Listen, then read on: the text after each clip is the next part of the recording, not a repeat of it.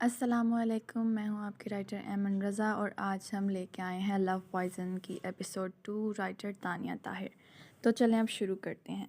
रोशनी को शॉपिंग करा कर वो घर लौटे तो सब मुलाजिम एक्टिव थे। वो आज काफ़ी खुश थे क्योंकि उनकी बेटी ने अरसे बाद शॉपिंग की थी। अपनी पसंद की वो चाहते थे वो खुश ही रहे, उसे कोई दिक्कत ना हो। तभी पैसे वो पानी की तरह उस पर बहा दिया था। अरमान ने उससे फिर से बात की कि वो कॉलेज ज्वाइन कर ले, जिस पर रोशनी खामोश हो गई। बेटा, तुम्हारी तालीम का हर्ज हो रहा है। अरमान की बात पर रोशनी ने उनकी तरफ देखा।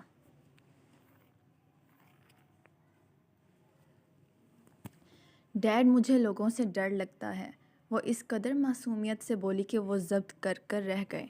उनकी बेटी तो मासूम थी, उसका क्या कसूर था? वो जो कोई भी था, क्यों उससे बदला ले रहा था? उन्होंने ज़िंदगी में जितने भी गलत काम किए वो जाते थे। ये कौन है जो उनसे बदला ले रहा है? समझ नहीं आती थी। आखिर कौन है जो उनकी बेटी को इतनी तकलीफ़ में रख रहा है? वो खामोश हो गए और उन्होंने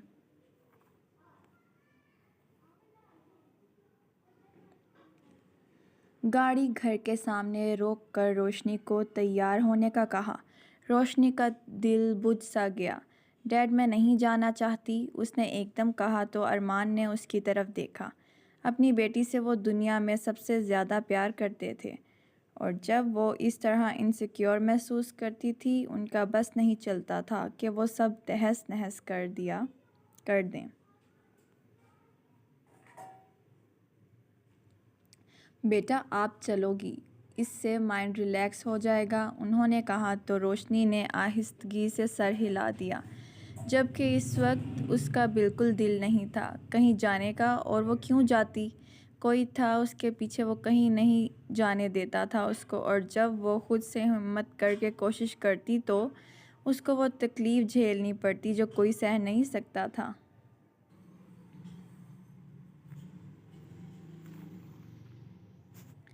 रोशनी की नज़रों के खौफ ने उन्हें भड़का दिया था।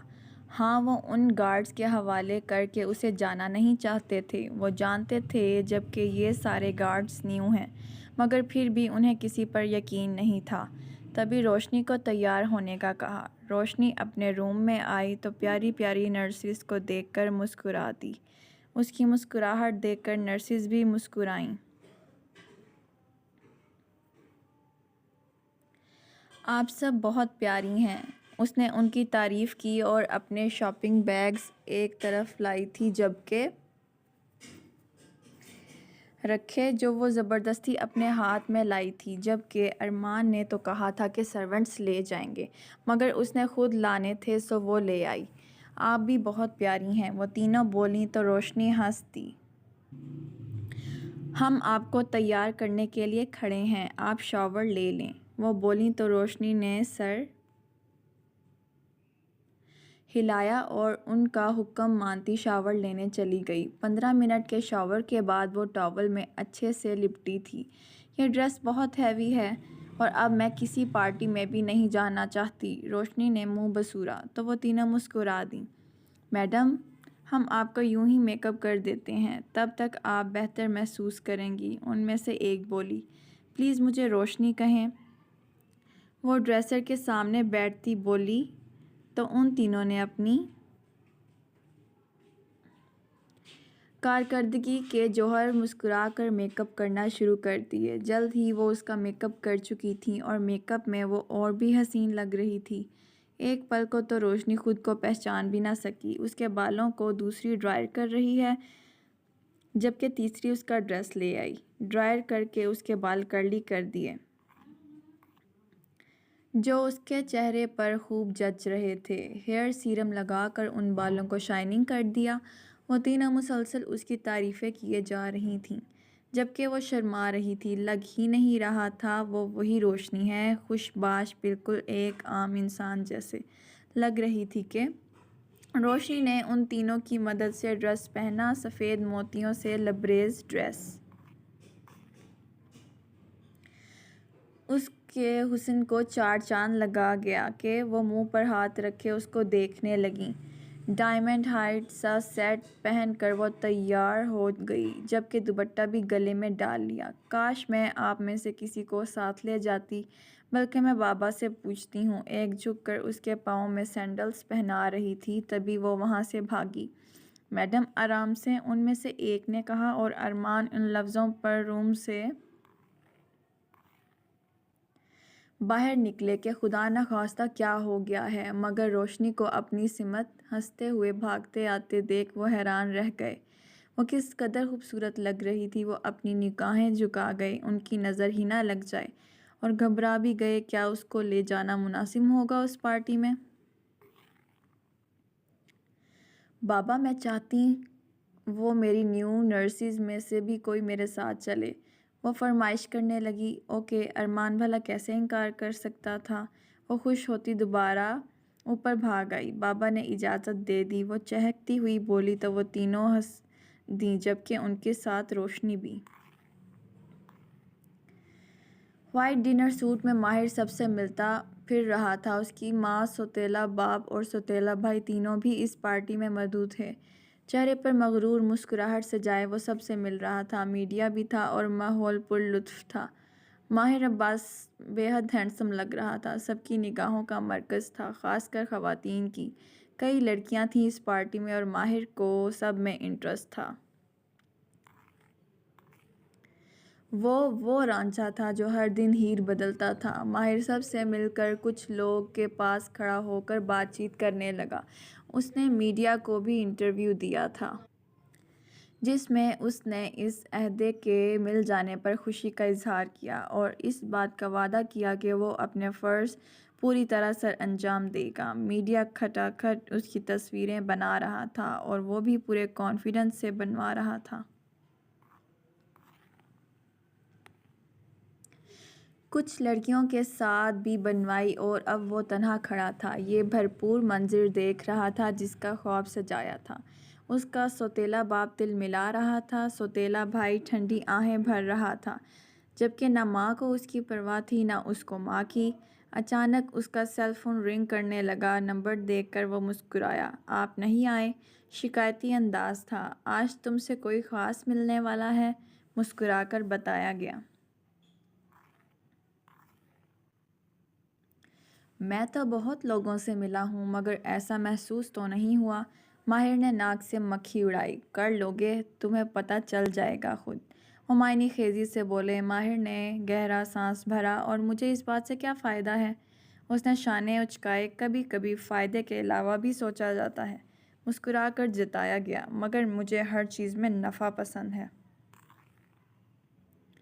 माहिर ने चिढ़कर कहा। चलो, शायद ये नफ़ा बख्श हो आने वाली ज़िंदगी में, मामूली से लहजे में कहा गया, और अचानक फ़ोन बंद वो हो गया। माहिर ने झंझला कर मुंह में कहा, ओल्ड परवर्ट। सर झटक कर वो दोबारा पार्टी की रंगीनियों को देखने लगा,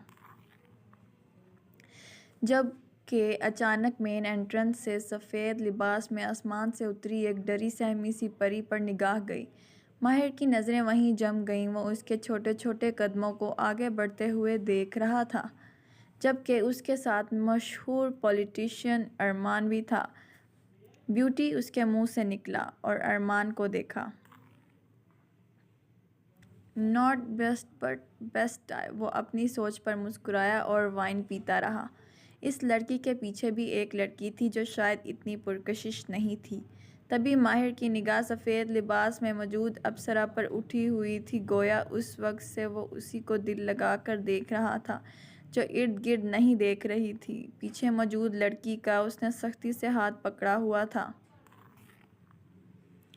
अरमान साहब की निगाहें किसी को ढूंढ रही थीं। माहिर के लिए यह पुरलुत्फ था, मगर वो मेहमान नवाज था। तभी वाइन का ग्लास वेटर की ट्रे में रखता उन तक पहुंचा। वो माहिर को एक निगाह देख कर रह गए। आंखों में उसके लिए सताइश भर गई, जो माहिर ने महसूस कर लिया था। मुबारक हो, तुम्हें इतनी छोटी उम्र में अच्छा रुतबा मिला है, अरमान ने कहा तो माहिर मुस्कुरा दिया। जी किया इस बूढ़े को छोड़कर उसकी बेटी से बात करे, जो पीछे खड़ी थी, मगर खुद पर काबू रखता वो उसी से मुखातिब था। चंद मज़ीद बातों के बाद उसने अरमान को एक टेबल पर बैठने का कहा। खाना खुल चुका था। हैरत अंगेज़ खाने की खुशबू रात की चांदनी की महक में घुल गई कि सबकी भूख चमक उठी। सब खाना खाने में मगन हो गए, जबकि माहिर अब भी वाइन पीता इसी लड़की को देख रहा था, जो थोड़ा सा मुस्कुराई थी। जब तक वो आदमी उसके साथ होता वह उससे बात नहीं कर सकता था। उसने वेटर को बुलाया और उसके कान में कुछ कहा। वेटर सर हिलाकर अरमान के पास से गुजरा और जूस का पूरा ग्लास उसके ऊपर उलट दिया। एकदम शोर सा हो गया। रोशनी परेशानी से उस तक पहुंची। डैड, आपके सारे कपड़े ख़राब हो गए। भीगी भीगी आवाज़ पर माहिर जो कहने आया था कह नहीं सका। अरे बेटा, रोने वाली क्या बात है, मैं तो बिल्कुल ठीक हूँ। अरमान में उसकी फ़िक्र हुई, जबकि वेटर पर तब अलग चढ़ी। मिस्टर अरमान, प्लीज़ आप अशरफ के साथ चले जाएं, ये आपको कोई शर्ट दे दे, माहिर ने कहा। नो प्रॉब्लम माहिर, वो मुस्कुराए। प्लीज़, मुझे बिल्कुल अच्छा नहीं लग रहा, माहिर ने फ़िक्र वाज़िह की। अरमान कुछ सोचकर उठे और इस लड़की को सख्ती से कहा कि रोशनी के पास से कहीं ना जाए, और वहाँ से चले गए, जबकि रोशनी को इस लड़की ने बिठाया। रोशनी मैडम, बैठ जाएं। माहिर को अपने पीछे से उसका नाम सुनाई दिया। वो वाकई रोशनी थी। उसने सोचा और मुस्कुरा कर पलटा। क्या आप मेरे साथ डांस करेंगी? माहिर ने उसके आगे संजीदगी से हाथ बढ़ाया। रोशनी के तो हाथ पाँव कांप गए। Please sir, don't mind madam लोगों से ज़्यादा घुलती मिलती नहीं हैं, वो लड़की बोली तो माहिर ने दांत पीस कर सर हिलाया। शर्ट भी गई ज़ाया और लड़की हाथ भी ना लगी। रोशनी ने तो सर उठा कर भी नहीं देखा और उसने कोशिश तर्क कर दी। क्या यहाँ लड़कियों की कमी थी? मगर ये तो हकीकत थी, वैसी लड़की इस पूरी पार्टी में नहीं थी। वो घर लौटे तो रोशनी की खुशी देखकर अरमान के दिल को सुकून हुआ। रोशनी गुड नाइट कहकर अपने कमरे में आ गई, जबकि अरमान को ना जाने नींद नहीं आ रही थी। रात देर तक वो यूं ही टहलता रहा और अचानक जैसे उसे किसी साए का एहसास हुआ। लॉन में वो एकदम चौकन्ना हुआ और उसने साए को देखने के लिए वो नीचे आया। और जैसे ही उसने अक्स को घर में दाखिल होते देखा, वो छुप गया। स्याह लिबास में वो कौन था बिल्कुल अंदाज़ा नहीं हो पा रहा था। उन्हें रोशनी की फ़िक्र लाहिक हुई। अंदाज़ा हो गया था रोशनी ख़तरे में है। उसने गार्ड्स को अलर्ट करने के लिए सेलफ़ोन ढूंढा, मगर सेलफ़ोन कहीं नहीं मिला।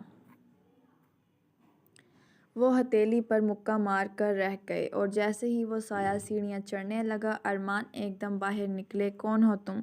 वो धाड़े तो वो साया रुक गया। पलट कर उसकी तरफ देखा, मगर उसके जिस्म का कोई हिस्सा नज़र नहीं आ रहा था। अरमान बिना डरे खड़े थे और आगे बढ़ने लगे। वो साया वैसे ही खड़ा था। कौन हो तुम? वो धाड़े और वो साया एकदम उन पर उछलकर लात मार चुका था। अरमान चिल्लाए ज़ोर ज़ोर से। साया एक पल को ठटका और वो बाहर की तरफ भागा। अरमान नहीं चाहते थे वो जाए। पकड़ो इसको, मगर वहाँ कोई नहीं आया, जबकि वो साया भाग गया। आज उन्हें अंदाज़ा हो गया था कि उनके गार्ड्स में भी कोई उनका नहीं था वफ़ादार। माहिर की आंखों में रोशनी का अक्स उतरा हुआ था। वो आराम से सिगरेट पीता सोच रहा था कि वो लड़की थी या अप्सरा। लब मुस्कुरा दिए। उसने अशरफ से सारी डिटेल्स निकालने को कहा तो माहिर ने फ़ैसला किया कि वो खुद उनके घर जाएगा। वो रोशनी को देखना चाहता था, जिसकी वजह से वो अपने बिस्तर पर से जल्दी से उठा। तो आज की एपिसोड यहाँ ख़त्म होती है। उम्मीद है आप सब लोगों को पसंद आई होगी, इसलिए चैनल को सब्सक्राइब ज़रूर करें, शेयर करें, लाइक करें और कमेंट में अपने तबसरों से हमें आपको एपिसोड कैसी लगी ये आगाह ज़रूर करें। Thank you.